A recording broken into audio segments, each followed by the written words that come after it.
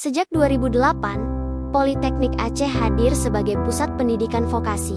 Visi kami adalah mencetak generasi unggul untuk industri masa depan. Lihatlah kampus kami yang modern dan penuh semangat ini.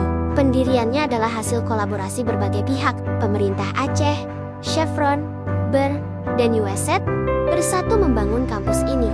Tujuannya, memenuhi kebutuhan industri pasca tsunami. Kami terus berkembang, menambah program studi D3 dan D4, mulai dari elektronika, mekatronika, hingga akuntansi.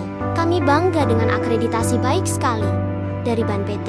Kurikulum kami selaras dengan industri, membantu karir alumni. Alumni kami berkontribusi di berbagai sektor industri.